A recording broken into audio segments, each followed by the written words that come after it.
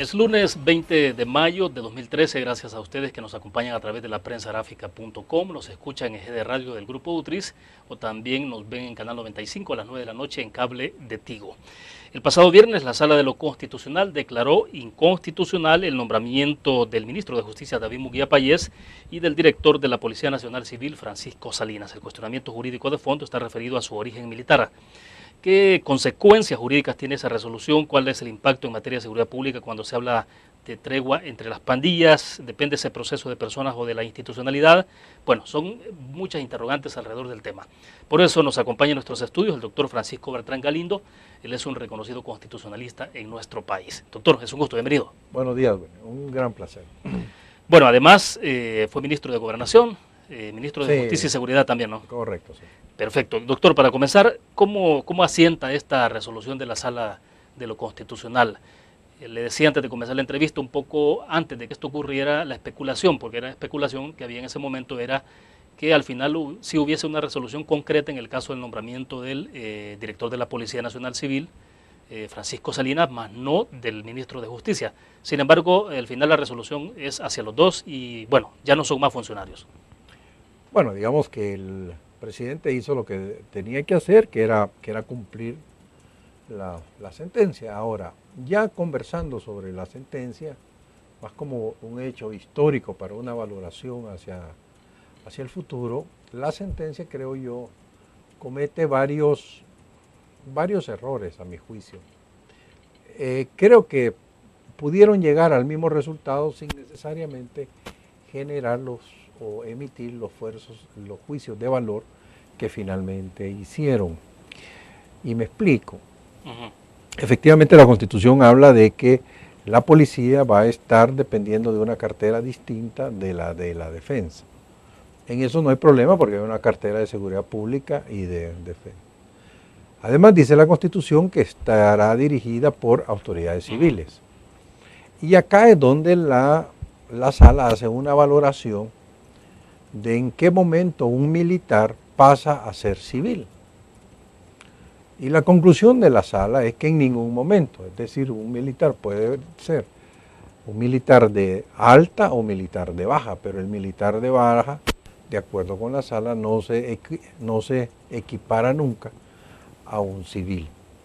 Creo que esta valoración es la complicada y la que va a generar bastante discusión y mucha polémica y algún elemento de tipo peligroso, inclusive viéndolo desde la institucionalidad. ¿Por qué? Porque decirle a un ciudadano, en este caso un militar, que por su condición de militar, que es un oficio, es una profesión, pero por el hecho de su mera condición, no puede aspirar a determinado tipo de cargos que la Constitución en sí no lo prohíbe, o sea, no lo tiene prohibido tajantemente. Sí. Además está esa discusión de si los militares realmente son militares siempre. Yo creo que no, es decir, creo que los militares, el militar en activo, que al final es la sustancia de la Constitución, es evitar regresar a la militarización de los cuerpos de seguridad. Y por militarización se entiende a que ejecute y que haga órdenes dentro de una política militar. Ahora, el hecho que el que esté ahí tenga una formación militar no hace necesariamente que se militarice. Y de hecho, explicaba que la tan famosa tregua es una tregua que no responde a un enfoque de una militarización de la policía. De hecho, tiene más enfoque de un criterio, lo que llamaríamos nosotros civil, a un enfoque militar. Entonces creo que la sola pertenencia es realmente una gravedad que la castigue la Sala. La Sala pudo perfectamente lograr lo mismo, diciendo de que no se habían dado los plazos que la misma Constitución considera necesarios para que un militar de baja pase a ser un militar sin poder, es decir, un civil, que ya no sea autoridad militar. Que el ejemplo lo pone la misma Constitución con con el tiempo para ser candidato presidencial. Doctor, porque entonces de la resolución lo que se deriva y se concluye es que entonces los militares, aún cuando terminan su periodo y son dados de baja, siguen siendo militares. Siguen siendo en esencia militares. eso es lo que está planteando. Pero siguen siendo autoridades militares. Es que no es que ser... La Constitución nunca dice de que los militares no pueden ser parte de la policía. Lo que dice es que la policía no puede ser dirigida por autoridad militar. Sí, lo que la Constitución establece... Este sería el caso, por ejemplo, justo para colocar un ejemplo, ¿qué sería? Que alguien estando todavía dentro de la Fuerza Armada también esté ejerciendo otro papel en paralelo. ¿O? Ese es como el más obvio, ¿verdad? Ese es el caso más obvio. Ahora, el caso del general Salinas, por ejemplo, está muy cerca de lo obvio, porque él pide la baja un día antes, viene de ser jefe del Estado Mayor de las Fuerzas Armadas, o sea, no es es el más alto cargo de mando militar y pasa a ser director de la policía. Entonces allí sí hay elementos para poder decir, aquí hay un fraude legal, es decir, se está cumpliendo con la formalidad, pero no se está cumpliendo con la filosofía.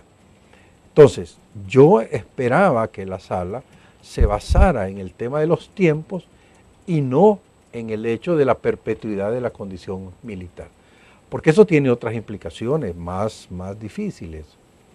Es que resulta que dentro de la policía hay oficiales de policía, o sea, son inspectores o subinspectores, comisionados y subcomisionados que vienen de las Fuerzas Armadas. Sí, justo a esa parte quería llegar porque los acuerdos de paz de alguna forma establecieron, por ese criterio del equilibrio de fuerzas dentro de la misma Policía Nacional Civil, las famosas cuotas. Claro. Que era una cuota concreta de gente proveniente de la Fuerza Armada, ¿no? Incluso. Pero fíjese, esta cosa es bastante más complicada. Por ejemplo, lo que nosotros vivimos fue una guerra civil, con dos ejércitos peleando. Un ejército institucionalizado dentro de la versión del Estado y otro ejército irregular queriendo deponer el Estado y convertirse en un ejército regular. Cada uno de estos ejércitos tenían oficiales y tenían todos ellos una estructura de mando y una formación. Es decir, no es que llegaban allí de pura casualidad, es que les daban capacitación y los formaban en base a una doctrina política y a una doctrina militar. Lo mismo sucedía más formalmente, claro, desde el lado del ejército. Entonces, ¿qué resulta? Cuando se fijan las cuotas, llegan ex militares de la guerrilla y ex militares del ejército, ¿verdad?, de las Fuerzas Armadas, a conformar la policía. ¿Y qué sucede? Ellos de hecho, son los líderes dentro de la policía. Es decir, ahí hemos tenido a Toto Tobar Prieto, a Meneses, hemos tenido a Asensio, hemos tenido a... ¿Quién más estuvo dirigiendo ahí por un corto periodo? Bueno, Toto Tobar, que estuvo por un periodo. Y hemos tenido como subdirectores, que son autoridades de la policía, a muchos de los comisionados que vienen del ejército o que vienen de la guerrilla. Entonces, no podemos venir ahora a decir que estos militares, ya sea solo los del ejército o los dos tipos, nunca han dejado de ser militares. Pero interesante, porque del lado de la formalidad, básicamente estaría aplicando únicamente a quienes vienen del ejército, ¿no? Pero no se considera lo mismo cuando alguien viene de la exguerrilla. Claro, pero lo cual es más grave, ¿verdad? Es decir, en el lado de la guerrilla fueron militares y ahora ya no lo son y pueden aspirar a cualquier cargo dentro de la policía, a ser ministros de seguridad. Pero los que vienen del ejército, según esta tesis de la sala, no pudieran ser nunca ministros de seguridad y no pudieran ser nunca directores de la policía. O sea que la gravedad en cuanto a la discriminación y a la estigmatización que se les está haciendo es fuerte. Bien, hacemos la primera pausa comercial, regresamos.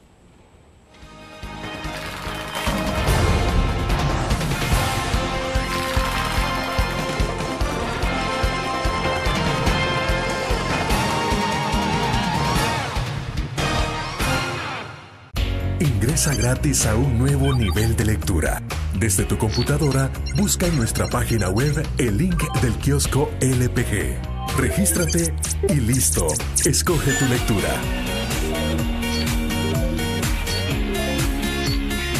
En tu tablet, iPhone o Android, ingresa a App Store o Google Play. Busca Kiosco LPG.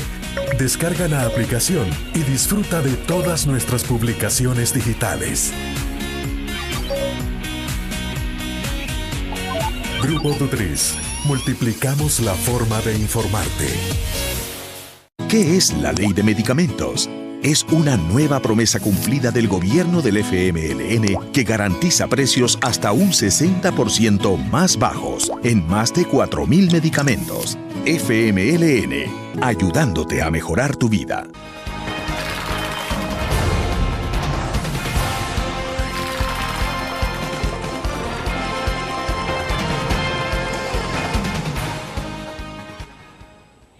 Bueno, interesante, doctor, pero entonces, ¿cómo queda la parte de participación de los ex militares que están ya dentro de la Policía Nacional Civil y tienen cargos intermedios? Bueno, incluso algunos cargos ya bastante importantes, pero en este momento, después de esta resolución, porque una resolución sienta un precedente jurídico, ¿no? Sí. Sí. Entonces, ¿qué impacto tiene esto hacia futuro, digamos? Bueno, es que lo que pasa es que las sentencias tienen dos fases, ¿no? Una fase que es donde la sala hace su valoración y va construyendo el silogismo que termina con la resolución en concreto, y en este caso la resolución en concreto es sobre los nombramientos del general Munguía Payés como ministro y del general Salinas como director, pero para llegar a ese punto concreto, en estas valoraciones que yo le digo, la sala da una serie de conceptualizaciones filosóficas unas, jurídicas otras, y esas conceptualizaciones son las que generan el problema. Como le digo, yo creo que la sala pudo llegar a la misma decisión de que era ilegal el nombramiento del general Munguía Payés y era ilegal el del general Salinas, sin meterse a las consideraciones que se metió. Porque al metérselas, entonces resulta En ambos casos, perdón. En ambos casos. Sí, podría haber llegado. Pudo llegar a lo mismo.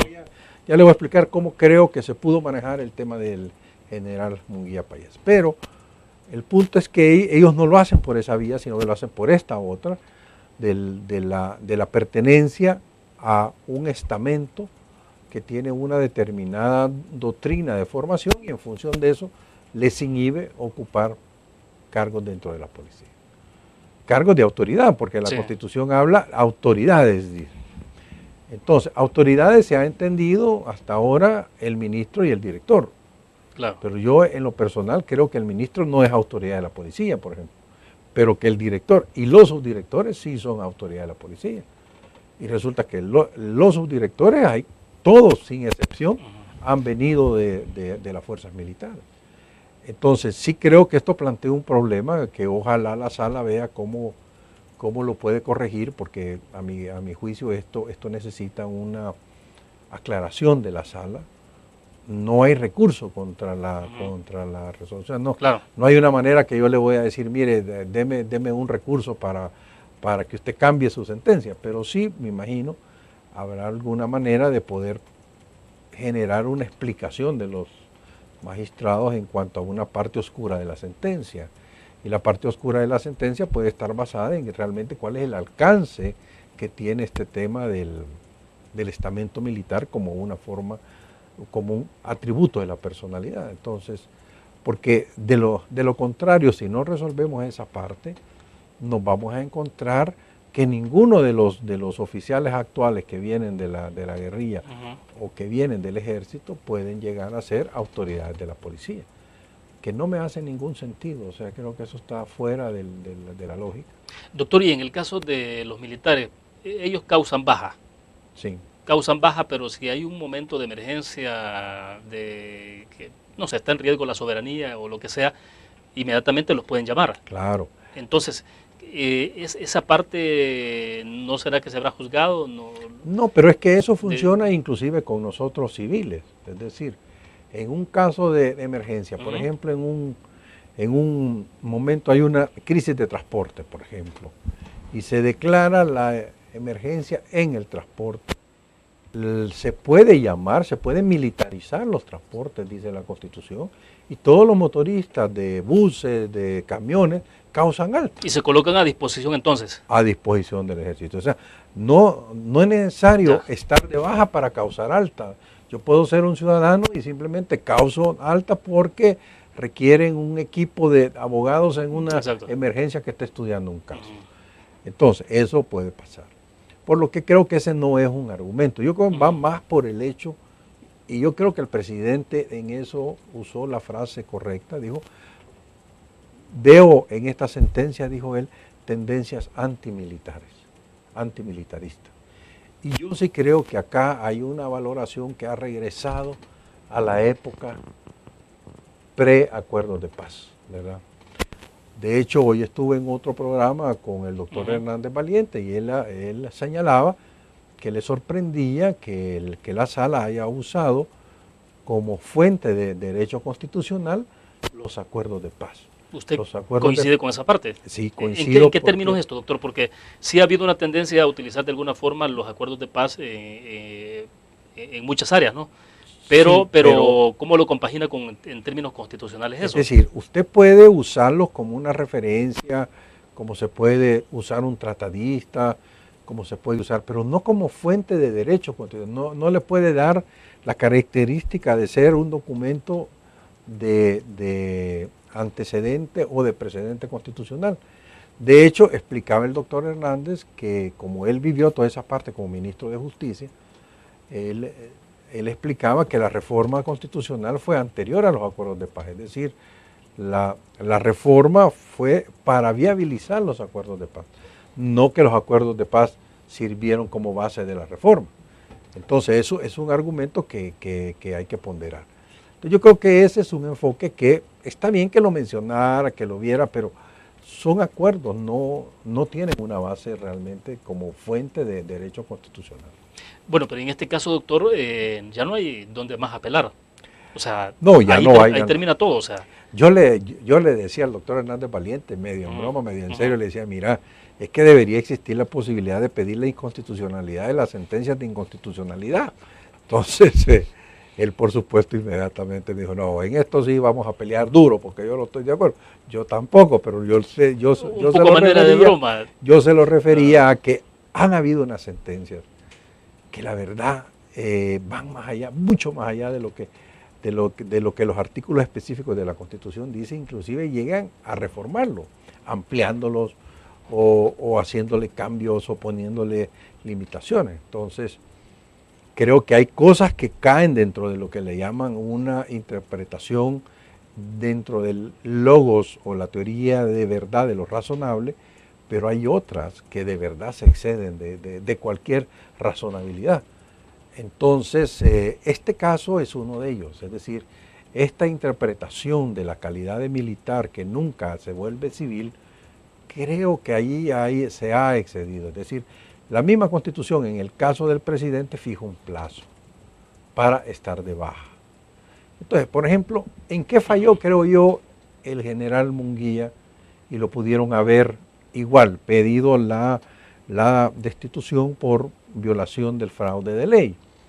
Primero porque se mueve directamente de ministro de la Defensa para ministro de Seguridad. Que sería por sí parecido mismo, al caso de Silvia Aguilar, ¿no? El del ministro político es un poco diferente, porque él un año antes, año y medio antes, había pedido la baja porque él estaba apuntando para ir de candidato presidencial o vicepresidencial. Entonces él, para estar dentro de lo que la ley mandaba, pidió la baja. Creo que él cometió un error de imagen, y es que si él pide la baja, se queda como ministro de la Defensa vestido de civil, hubiera tenido mucho mayor lógica que era un civil el que se estaba moviendo de la Defensa a Seguridad, porque en ninguna parte es obligación que el ministro de la Defensa sea un militar. O sea, yo puedo ser ministro de la Defensa y no hay ningún problema. Sí, correcto. ¿Verdad? Entonces, el que se moviera de ministro de la Defensa a ministro de Seguridad por sí mismo no es problema. Ahora, si él hubiera actuado más como persona civil, pero él pide la baja y se viste con uniformes militares, que la ley se lo permite, pero no es obligatorio que los use. Él los usó por decisión de imagen Entonces, claro, la imagen que se manda es, se está moviendo un militar en funciones con poder a un puesto de ministro de Seguridad que debería ser autoridad civil. Entonces, por eso creo que también el ministro cayó en la fase que le podríamos llamar el fraude legal, que no es culpa de él, pues es simplemente que la formalidad no se dio de la forma como la esencia del caso lo pedía.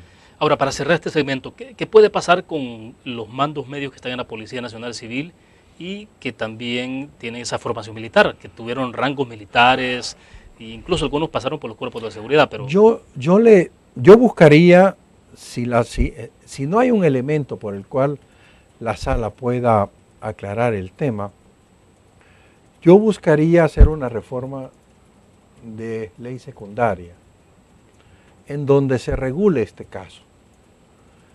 Si se le quiere dar base constitucional a la reforma, lo que debería hacer es generarse inmediatamente un recurso de inconstitucionalidad sobre la reforma.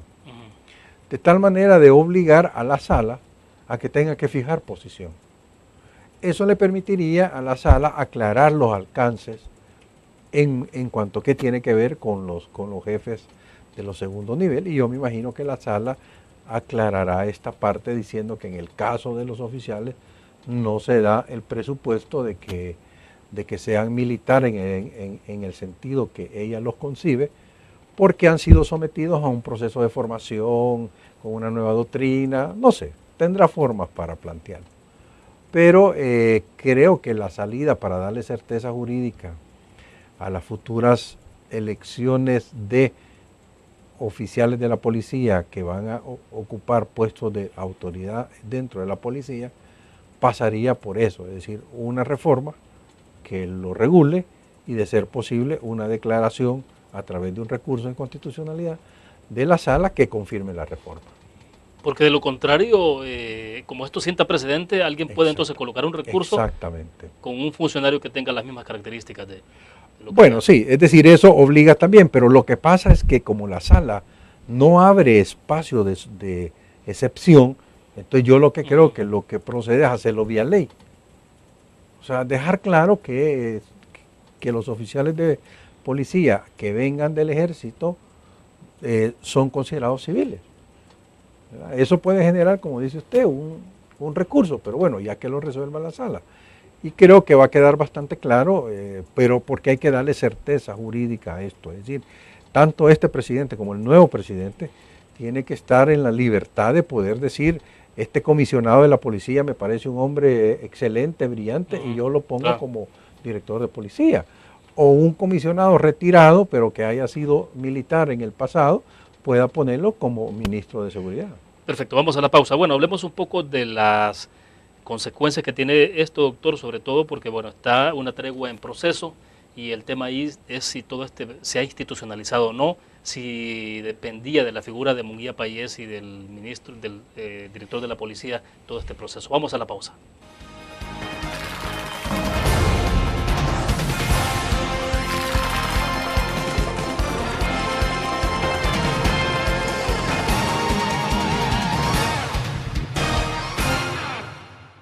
¿Qué es la Ley de Medicamentos?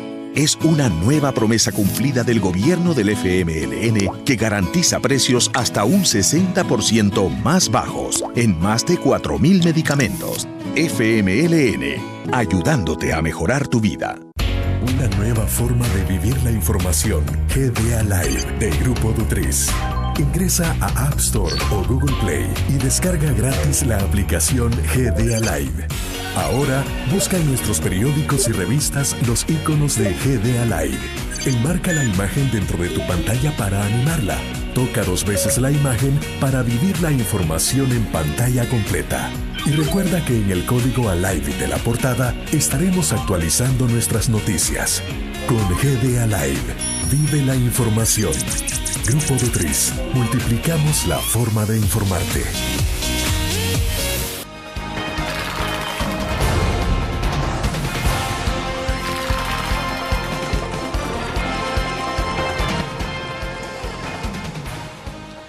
Bueno, doctor, entonces la inquietud es un poco, ya vimos la parte jurídica, las consecuencias que esto tiene o puede tener, pero la parte ya en términos prácticos de lo que estaba ocurriendo, porque David Munguía Payés de alguna forma encarnaba, digamos, todo este proceso de tregua entre las pandillas, su director me imagino que también, pero y eran como los, claro, siendo con ese nivel de autoridad, pues tenían toda la investidura para poder empujar este tipo de cosas, pero ¿cómo queda todo este tipo de mecanismos que se han estado articulando alrededor de las pandillas y la violencia en el país? Bueno, yo ya llevo varias semanas haciendo una separación porque esto de los nombres genera mucha confusión. Entonces yo separo lo que es la tregua entre las pandillas. Es decir, dos pandillas se ponen de acuerdo en ya no matarse. Eso es un tema de ellos. Porque ahí nosotros como ciudadanos o la autoridad de seguridad ahí no tiene nada que ver. Simplemente ellos han decidido ya no matarse. Está bueno pues, ¿verdad? Y si ellos deciden volver a matarse, pues va a ser un tema de ellos, pues no hay autoridad que los pare o que los fomente o los detenga. Ese es un tema de ellos y en todo caso los conciliadores, Mijango y el Monseñor. Ahora, esa es una parte del punto. Hay otra parte del punto que es el acuerdo, para no llamarle tregua, el acuerdo que el gobierno hizo con las pandillas. Son dos cosas. Entre pandillas es uno y el gobierno con las pandillas es otro. Ese acuerdo, visto desde fuera, yo lo entiendo como: tú me mueves de mi cárcel de máxima seguridad y yo de contrapartida ya no mato soldados, no mato policías, dejo de usar las escuelas y entonces ese es lo que pareciera ser el acuerdo del gobierno con las pandillas. Ahora, las implicaciones de ese acuerdo del gobierno con las pandillas son todavía a estas alturas imponderables, porque parte del problema de la imponderabilidad es que da la sensación que no se nos ha dicho todo, que ese acuerdo de gobierno con pandillas tiene más cosas.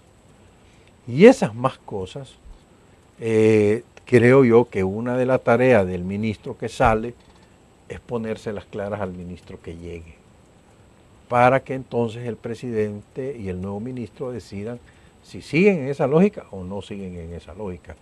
A mí esa parte del acuerdo del gobierno con las pandillas me parece perverso, ¿verdad? Es decir, creo que es un elemento que genera una paz mafiosa, como lo decía un sacerdote, y creo que no es sano para la institucionalidad del país. Entonces, pero sería bueno saber qué otros acuerdos hay ahí. Bueno, pero es interesante porque al final de cuentas los pandilleros han dado conferencia el fin de semana, ¿no? El pasado sábado.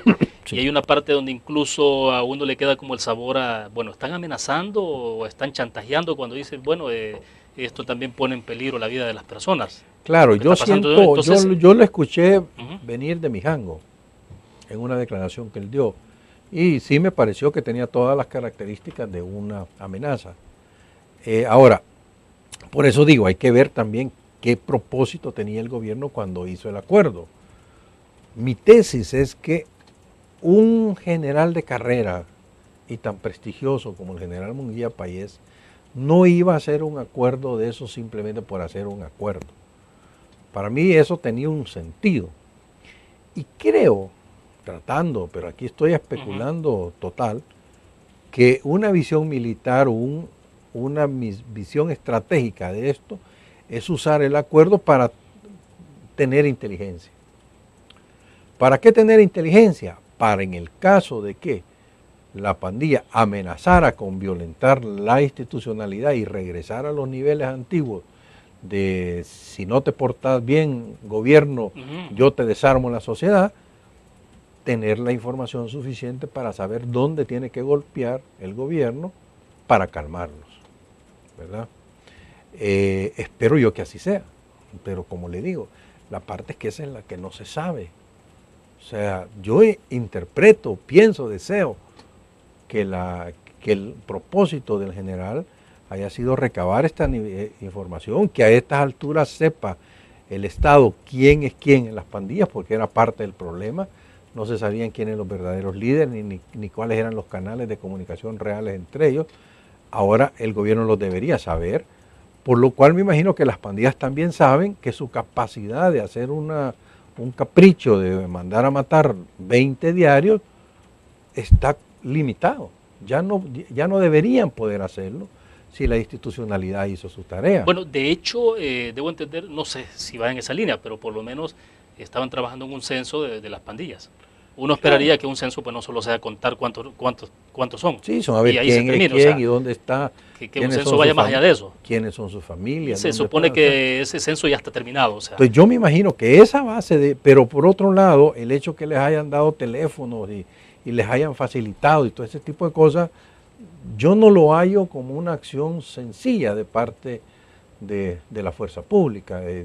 Como le digo, una mente estratégica lo que haría es eso para poder tener, sea vía el centro de escucha o no sé por qué otro mecanismo, pero tener controladas cuáles son las redes de llamadas, a quienes llaman, cómo llaman, qué hacen, todo lo que hacen. Eso partiendo de que se pudo haber tenido un plan estratégico muy pensado, calculado. Exactamente. Sí. No improvisado ni sacado de la manga. O sea.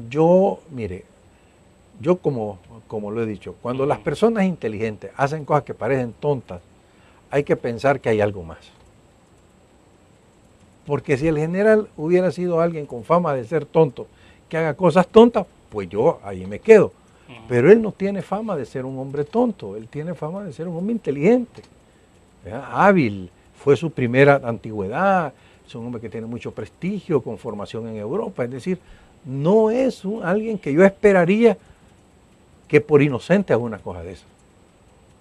Entonces, mi punto a favor del general siempre ha sido, lo ha hecho con un propósito estratégico.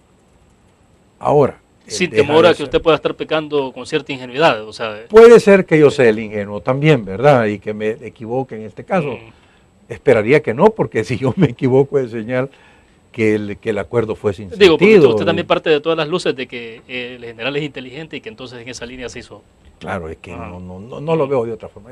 Es muy difícil, además allí hay otras personas que conozco y que tampoco son tontas. Sí, pero vaya, entonces usted no ve que esta situación que se ha generado también ponga en riesgo, no la tregua, sino a la sociedad misma.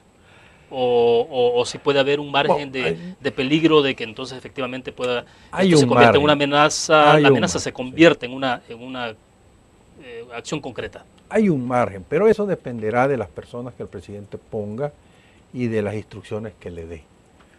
Para mí lo que esperaría es que ponga personas a dirigir esto que de alguna manera hayan estado en conocimiento de las bases reales de estos acuerdos. Primero. Segundo, que el presidente lo que le dé es una política de, si él estaba en desacuerdo con la forma personal que el general veía el acuerdo, pues que le dé unas instrucciones sensatas de cómo desarticular el proceso. Porque este no es un proceso que lo puede desarticular simplemente porque hoy amanece contento y mañana bravo. Eso no es así. Entonces yo creo que esto requiere trabajo, pensamiento, diseño y una forma de poder hacerlo para que la cosa de verdad funcione. Ya. Hacemos otra pequeña pausa comercial, regresamos con más.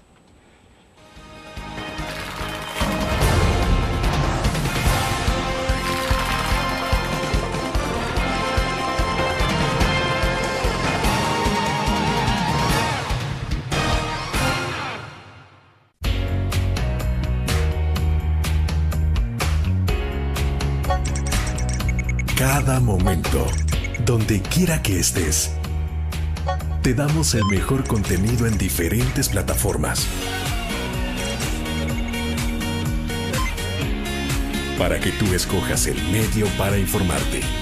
Y ahora con Grupo Dutriza Live, la nueva aplicación digital. Vive la información como una nueva experiencia en tu periódico. Multiplicamos la forma de informarte. Grupo Dutriz.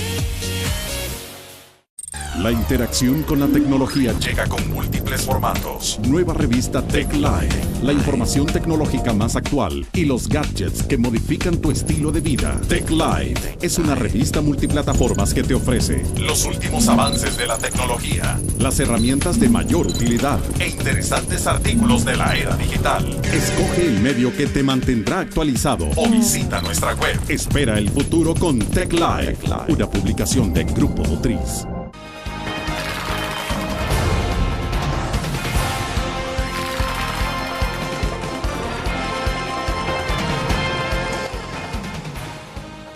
Doctor Bertrán Galindo, ¿le suena a Ricardo Perdomo como ministro de Justicia y Seguridad o Astor Escalante? Digo, porque es lo que se ha especulado en los últimos días. Uno esperaría que el presidente Funes a lo mejor este mismo día tome una decisión final y incluso pueda haber una juramentación. Había un poco de especulación de que pueda ocurrir algo hoy por la tarde de este lunes. Bueno, yo creo que ambos, tanto Ricardo como Astor, tienen formación.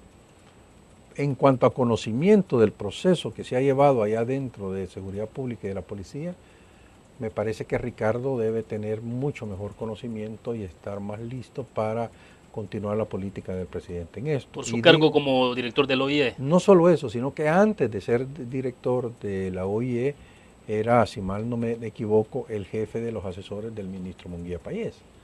O sea que él conoció muy de cerca, desde el nacimiento, todo este proceso en el ministerio, y asumo que lo ha respaldado desde la OIE. O sea que Ricardo sería un candidato ideal. Además, su capacidad es bastante reconocida y con una gran experiencia desde hace muchos años. Astor, por su lado, también es un hombre, pero probablemente para dirigir la cartera de Estado en esta coyuntura, probablemente no tenga la formación y el conocimiento que puede tener alguien como Ricardo Perdomo. Pero creo que dentro de la fórmula del ministerio, o sea, como director de policía o como viceministro, Astor tiene toda la capacidad de poder hacer un buen papel. Claro, ha sido, director de Centro Penal, director de Centros Penales, viceministro, fiscal adjunto. O sea, es un hombre que conoce la problemática con bastante buen detalle, tiene una sólida formación jurídica que también es importante en esta materia. O sea que creo que podría ser un estupendo miembro de un equipo de alto nivel que dirija este año que queda lo que es el sector de seguridad. ¿No es complicadísimo todo esto que está pasando, doctor, cuando estamos en ruta al fin del mandato de esta administración, de la administración Funes, cuando estamos a las puertas de un proceso electoral, cuando ha habido tanta especulación, por ejemplo, de que en algún momento el temor a que de alguna forma este proceso de tregua entre pandillas, en la parte nebulosa, puede haber intencionalidad incluso política de orientar a las pandillas a votar por X o Y candidato? Sí. ¿Cómo entra toda esta parte cuando estamos en ruta a la elección y al fin del mandato de esta administración?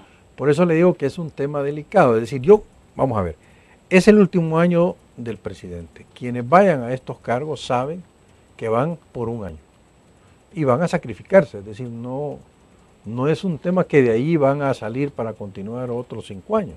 Que habitualmente hay algunos funcionarios que están dejando esta administración pensando en su futuro y buscando otros cargos. O sea, de hecho, usted puede ver, ya lo que era el canciller quería ir a SICA, el secretario técnico quería ir de candidato del CD, es decir, otros se han ido para otros organismos, Fondo Monetario, Banco Central, y todo el mundo anda viendo dónde tiene su pista de aterrizaje.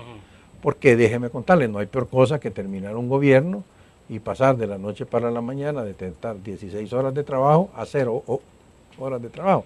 Y en el caso de ustedes como abogados, haber perdido su cartera de clientes. Su cartera de clientes y todo eso, entonces es un tema problemático. Pero entonces es muy difícil, por ejemplo, que ahora el presidente pueda llamar a un equipo de fuera de su gobierno para que se hagan cargo por un año. Es bastante difícil. Pero en el caso de Ricardo, que ya está en un puesto y aquí ha estado como jefe de los asesores del ministro antes de ser de la OIE, me hace toda la lógica que, como yo lo conozco, es un hombre disciplinado y sabe que el presidente es su jefe y si el presidente le dice, mira, necesito tu soporte en eso, estoy seguro que le va a decir que sí.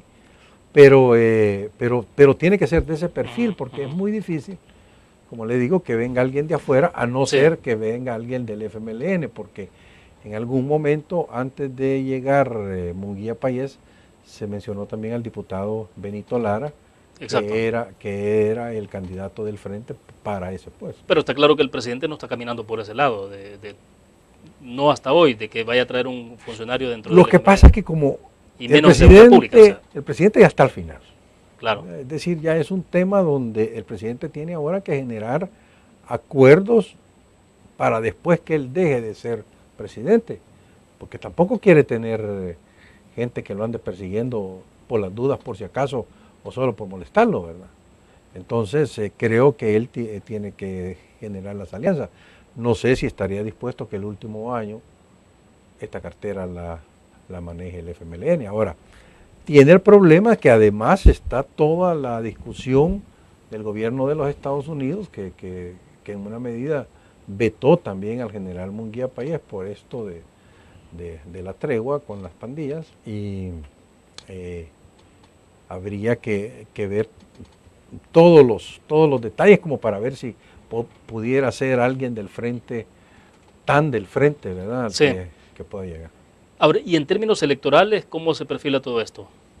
Porque vaya, la tregua, al haber una disminución de homicidios, como sea, ha habido una reducción concreta de la cantidad de homicidios. El gobierno dice que no está metido en esa tregua como tal, sin embargo los logros de la tregua los toma como suyos, sí, y los hace propios. Entonces, pues sí, llegar a la elección de febrero, del 2 de febrero del 2014 y decir bajamos los homicidios al 50% puede verse como un logro, o al contrario, se nos cayó la tregua y esto se desarmó, entonces es un fracaso. No, es que independientemente que la tregua no se caiga, si el fenómeno no profundiza a disminuir los delitos a los ciudadanos van a seguir pensando que el sistema de seguridad fue mal llevado.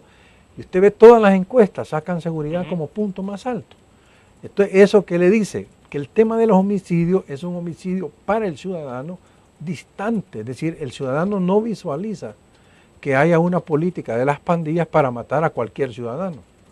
Él visualiza los homicidios asociados o con ajuste de cuentas entre pandillas y o carteles, o muertos accidentales en un asalto, pero no visualiza que la política de homicidio de las pandillas sea contra los ciudadanos en general. Por eso es que la mera resolución de los homicidios, que hace sentido porque es el número que se mide internacionalmente, pero que para efecto de la sensación de seguridad del ciudadano es el menos relevante. Es más relevante la extorsión, es más relevante el robo en las esquinas, el robo en los buses, el robo en la parada de buses, las violaciones. Ese tema para el ciudadano es más crítico que si bajan o no las cifras de los homicidios. Perfecto. Bueno, vamos a la última pausa comercial. Regresamos al cierre.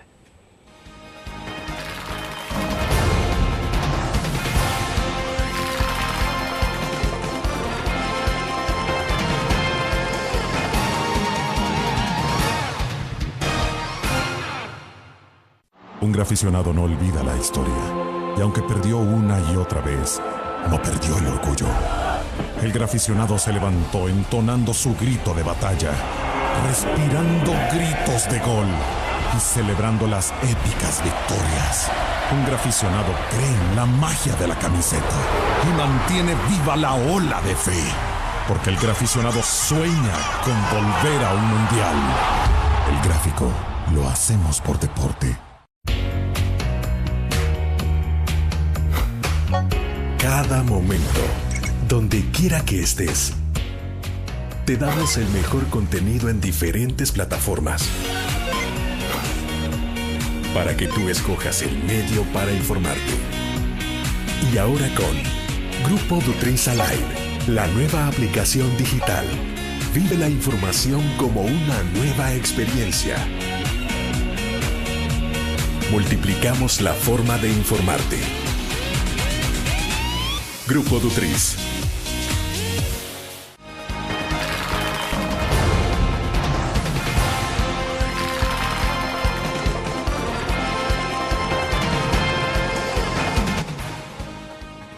Doctor, para cerrar entonces, en conclusión, ¿cómo se ve el país en medio de todo esto que estamos viviendo? El tema de seguridad pública, un poco el tema de la economía también, en ruta a las elecciones de 2014. ¿Cuál es el contexto que tiene El Salvador entonces, para concluir? Bueno, yo creo que la situación es delicada, muy, muy delicada como país. Estamos caminando, creo yo, hacia una situación muy peligrosa desde el lado fiscal, muy peligrosa desde el lado de las inversiones, muy peligrosa por el lado de la seguridad. Es decir, no veo un accionar efectivo ni en materia de seguridad, ni en materia fiscal, ni en materia de las inversiones. La polarización continúa, sigue siendo muy fuerte. Se está apostando a generar una tercera fuerza que a veces se le ha cuestionado la forma en que se ha hecho, porque se rumora que es desde el lado con apoyo de Casa Presidencial que se está creando esta tercera fuerza, a veces en el Congreso, a veces en los partidos políticos.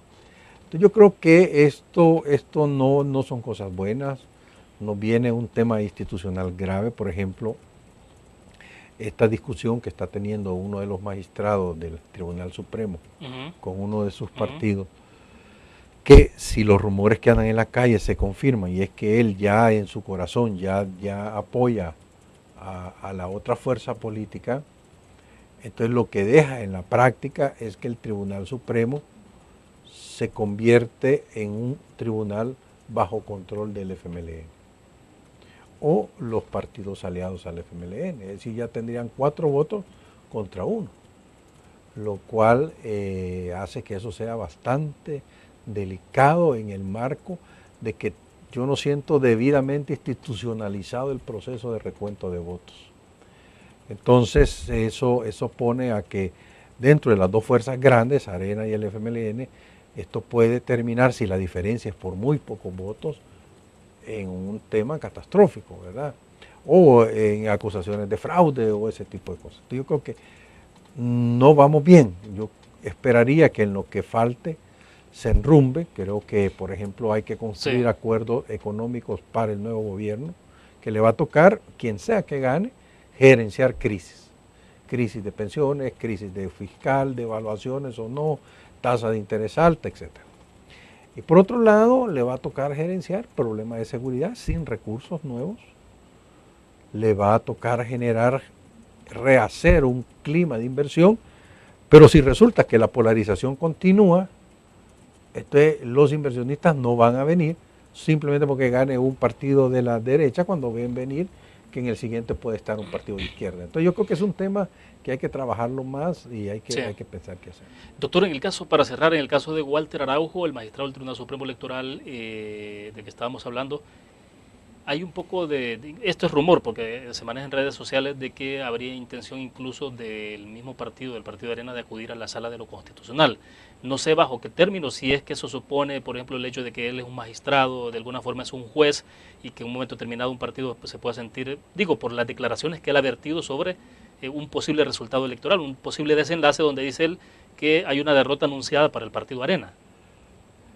Quizás por esa vía pudiera ser que le puedan hacer un juicio, un antejuicio, algo, pero no creo que tenga que ir esto a la sala, porque la sala no se va a estar pronunciando sobre decires de funcionarios. La sala tiene para eso que tener un documento, algo objetivo sobre el cual se pueda presentar. Yo creo que esto más responde a una lógica de juicio político. O sea, o le hacen un antejuicio dentro del Congreso, y entiendo que se estaba rumorando que había la posibilidad de generar un doble acuerdo FMLN-Arena para cambiar por un lado a don Walter y por el lado a don Eugenio, entonces de tal manera de reponer personas de más de confianza de cada uno de los partidos.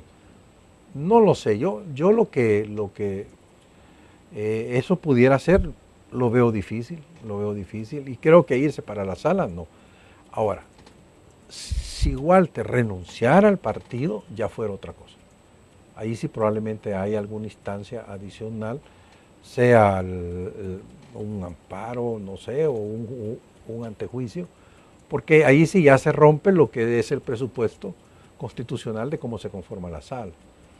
Pero mientras Walter lo que esté diciendo son cosas que son disidentes de la línea oficial del partido, pero él es miembro del partido, yo no le veo que eso sea para que le puedan pedir la destitución o lo saquen. Bueno, perfecto, doctor, siempre es un gusto que Gracias. comparte con nosotros, Un muy amable. placer. Bueno, terminamos entonces de